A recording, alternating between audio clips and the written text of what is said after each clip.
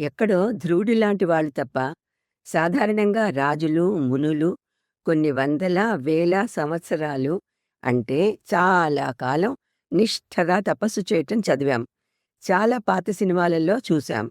అయితే మధ్యలో స్వర్గలోక ప్రధానమంత్రి అయిన దేవేంద్రుడు పదవీచ్యుతుణ్ణయిపోతానేమో అనే భయంతో వాళ్ళ తపోభంగం చేయమని ఏ మన్మధుణ్ణో, అప్సరసలనో పంపడం, లేదా ఉత్పాతాలు, ఉపద్రవాలు సృష్టించడం గట్రా ఉన్నా ఇవన్నీ దాటి మన పరమశివులో విష్ణుమూర్తితో ప్రత్యక్షం అయి వరాలిచ్చే కథలు మనం పురాణాలలో చాలా విన్నాము లేదా చదివాము. ఎన్టీఆర్, ఎస్వీఆర్ అప్పుడే బ్యూటీ పార్లర్ నుండి వచ్చిన వాళ్ళలా నీట్గా, ట్రిమ్గా, చక్కటి ధోవతి కట్టుతో, పులి చర్మం, దండ కమండలాలతో, రుద్రాక్షమాలలతో పాట పాడుతూ అడవికి తపస్సుకు బయలుదేరి వెళ్లటం. ఆ పాటలోనే మొత్తం ఋతువులు, కాలాలు మారి ఉపద్రవాలు ఏర్పడి పాములు, పులులు గట్రా ఆయన చుట్టూ తిరిగి ఏం చేయలేక పాములు వానపాముల్లా, పులులు పిల్లుల్లా అయి ఆయనకు దండం పెట్టి వెళ్లిపోతాయి. పహిల్వానుల్లా వెళ్లిన వాళ్ళు అస్థిపంజరాల్లా బారెడు గడ్డంతో, పక్షులు గూడు పెట్టేంత జుట్టుతో తయారయ్యాక అప్పుడు దేవుడు ప్రత్యక్షం అవటం చూశాం. శివకేశవులలో ఎవరో ఒకరు ప్రత్యక్షం అయి వాళ్ళని ఆ బారెడు గడ్డాలతో, పిచ్చుక గుళ్లతో చూడలేక ఇబ్బంది పడి ముందుగా వాళ్ళని ఇన్విజిబుల్ బ్యూటీ పార్లర్లో చక్కగా షవర్ బాతులు, షేవింగులు గట్రా చేయించి తెచ్చాకే అప్పుడు బ్రాడ్ స్మైల్తో భక్త వరం కోరుకో అంటారు. దేవుళ్ళకి ఇళ్ళు, గుళ్ళు, బళ్ళు, గొళ్ళు, మనుషులు శుభ్రంగా ఉండాలండి బాబు. అంచేత మనం ఇవన్నీ శుభ్రంగా ఉండేలా చూడాలి, చూద్దాం. అయితే ఇక్కడ అద్భుత విషయం ఏమిటంటే స్మృతాచ ఉచ్చారిత దేవి దదాతి కిల వాంఛితం సర్వదైవార్ద్రచిత్త సా వరదానాయ సేవిత అక్షర ఉచ్చారణాత్ ఏవ యథాప్రాప్తం ద్విజేన వై. ఆ జగన్మాతను కేవలం తలుచుకున్న, నామాన్ని ఉచ్చరించిన ఆ తల్లి మన అభీష్టం నెరవేరుస్తుందట.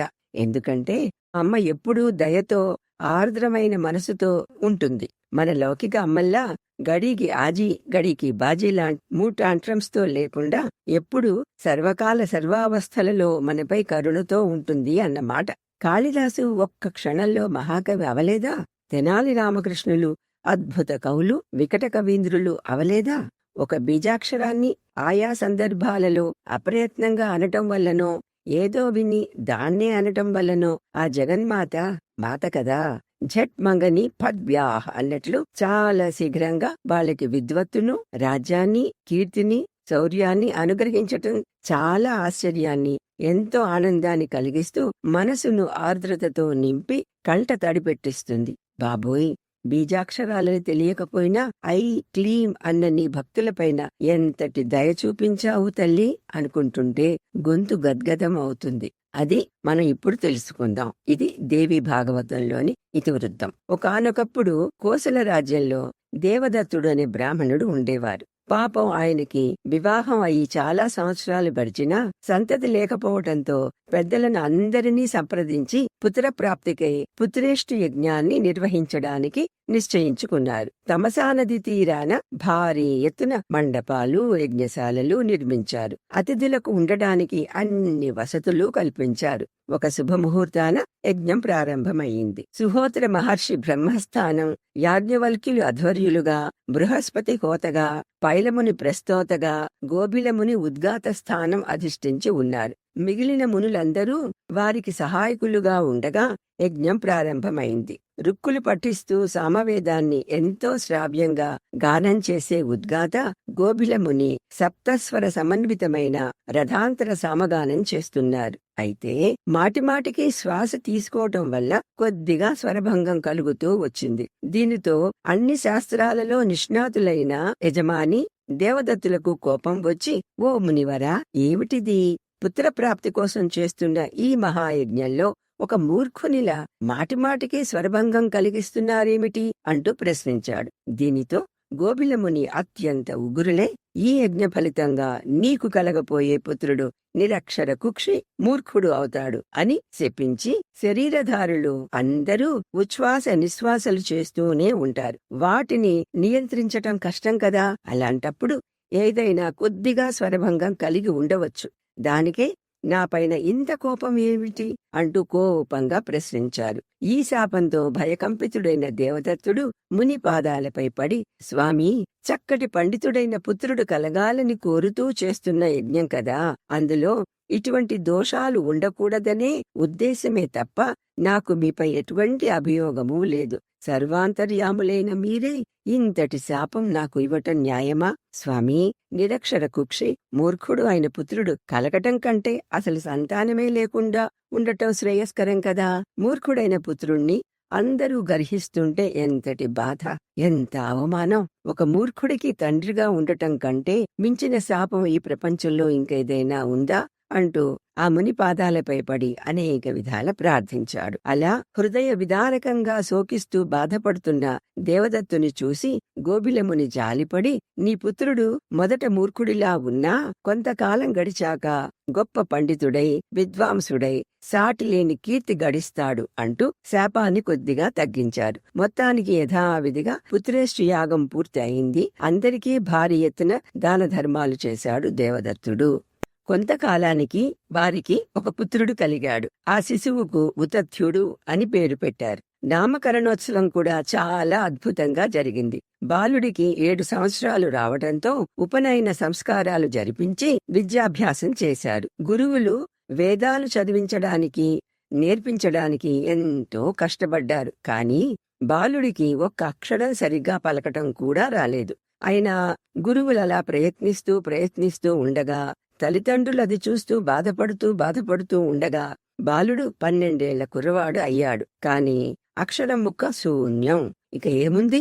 దేవదత్తుల వంటి మహాపండితుడు విద్వాంసుడికి ఒక మూర్ఖ శిఖామణి కొడుకుగా జన్మించాడు అనే వార్త దావాగ్నిలా అంతటా వ్యాపించింది. దానితో అందరూ పాపం ఉతథ్యుణ్ణి వెక్కిరించడం, గేలి చేయటం ప్రారంభించారు. చివరకు తల్లిదండ్రులు కూడా నిందించటం మొదలుపెట్టేసరికి బాలుడు ఇల్లు వదిలి గంగానదీ తీరం దగ్గరలో ఉన్న అరణ్యానికి వెళ్లిపోయాడు. అక్కడ మునుల పర్ణకుటీరాలు ఉన్న చోట తాను కూడా చిన్న కుటీరం నిర్మించుకొని ఉండసాగాడు. పాపం, ఏ మంత్రాలు, ఏ శ్లోకాలు ఏమీ రావు కదా.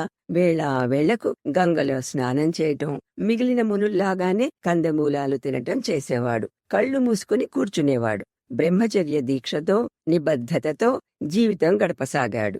ఎవరు ఏమి ప్రశ్నించినా ఏనాడు అబద్ధం చెప్పేవాడు కాదు. ఎప్పుడూ సత్యమే మాట్లాడేవాడు. అందువల్ల ఆ అరణ్యవాసులందరూ క్రమంగా అతన్ని సత్యవ్రతుడు అని పిలవటం ప్రారంభించారు.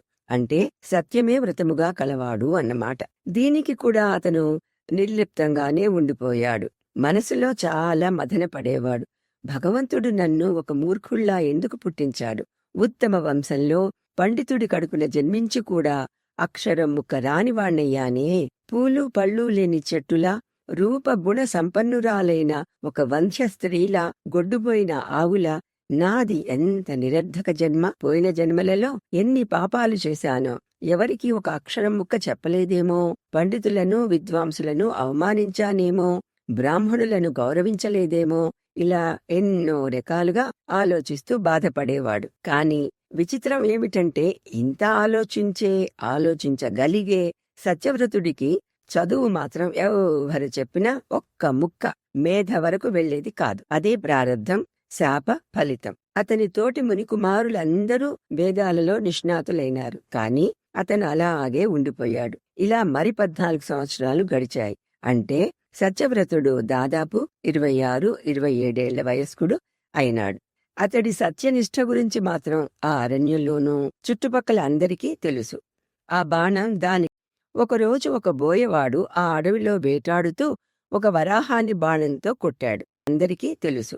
ఆ బాణం దానికి కొద్దిగా గుచ్చుకోవటంతో అది మన సత్యవ్రతుడు ఉన్న కుటీరంలోకి పరిగెత్తుకుంటూ వచ్చింది. పాపం, అది ప్రాణభయంతో గజగజ వణుకుతున్నది.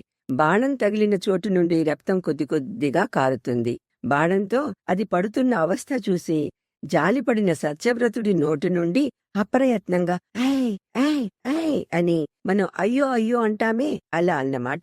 ఆ పరాశక్తి బీజాక్షరాలు మకార రహిత బీజమంత్రం నోటి నుండి వచ్చింది. ఇది దైవయోగం వల్ల జరిగిందే తప్ప ఇది సారస్వత బీజమంత్రమని అతనికి ఏమాత్రమూ తెలియదు. సత్యవ్రతుడు ఇంకా ఆ వరాహస్థితిని చూసి జాలిపడుతూనే ఉన్నాడు. అది కుటీరంలో ఒక పక్కన దట్టంగా మొలిచిన పొదల వెనక నక్కి నక్కి కూర్చుంది. ఇంతలో ఆ బోయవాడు వచ్చి నమస్కరించి, మహాత్మా, ఇటువైపుగా ఏదైనా సూకరం వచ్చిందా? నాకు మీ సత్యవ్రతం గురించి తెలుసు, అందుకనే మిమ్మల్ని అడుగుతున్నాను. నా బాణం దానికి తగిలింది, అది ఎటుగా వెళ్ళి ఉంటుంది? ఇంటిల్లపాదికి ఈరోజు ఇదే ఆహారం. ఏం చెయ్యను స్వామి, నాకు వేట తప్ప ఏ పని రాదు. మరి నేను ఏదో ఒక రకంగా నా కుటుంబాన్ని పోషించుకోవాలి కదా. మీరు నిజమే చెప్తారుగా స్వామి, దాన్ని మీరు చూశారా? ఎటు వెళ్ళింది అంటూ ప్రశ్నించాడు. ఆ బోయవాడు ఇలా మాటిమాటికి ప్రశ్నిస్తుంటే సత్యవ్రతుడు సందిగ్ధంలో పడ్డాడు. బీజాక్షరం ఉచ్చరించటం ద్వారా ఆ చదువుల తల్లి అనుగ్రహం వల్ల కొత్తగా ఉదయించిన చక్కటి వివేకంతో ఇలా ఆలోచించటం మొదలుపెట్టాడు. నీ బాణం తగిలిన ఆ సూకరం ఇక్కడి నుండి పారిపోయింది అనే అబద్ధం ఎలా చెప్పను? సరే, ఇటుగా వెళ్ళింది అని నిజం చెప్తే ప్రాణభయంతో దాక్కుని ఉన్న దాన్ని పట్టుకొని చంపుతాడు కదా. అప్పుడు దాన్ని చంపించిన పాపం నాకు చుట్టుకోదా? ఒక ప్రాణాన్ని కాపాడలేని సత్యం సత్యం అవుతుందా? మనం సత్యం చెప్పటం వల్ల ఒక ప్రాణహాని జరిగితే అది సత్యం ఎలా అవుతుంది? రాలేదు, చూడలేదు అని అసత్యం చెప్పడం పాపం కాదా? ఇలా తర్క వితర్కాలలో మునిగి మౌనంగా ఆలోచిస్తున్న ఆ మునిని ఆ బోయవాడు మళ్లీ ప్రశ్నించాడు, స్వామీ అంటూ. దేవతాబీజ మంత్రాన్ని ఉచ్చరించటం వల్ల కలిగిన జ్ఞానోదయంతో, ఆ చదువుల తల్లి ఇచ్చిన నూతన పాండిత్యంతో వాల్మీకి వలె పునర్జన్మ పొందిన ఆ సత్యవ్రతుడు ఇలా చెప్పాడు. యా పశ్యతి నసా బ్రూతే, యా బ్రూతే సాన పశ్యతి, అహో వ్యాధా స్వకార్యాధిన్ కిం పృచ్ఛసి పునః పునః. ఓ బోయవాడా, మాటిమాటికి నన్ను ఎందుకు ప్రశ్నిస్తావు? వృధా కదా. ఎందుకంటే ఏవి చూస్తాయో కళ్ళు కదా చూసేవి, అవి మాట్లాడలేవు. ఏది మాట్లాడగలదో నోరన్నమాట, అది చూడలేదు కదా.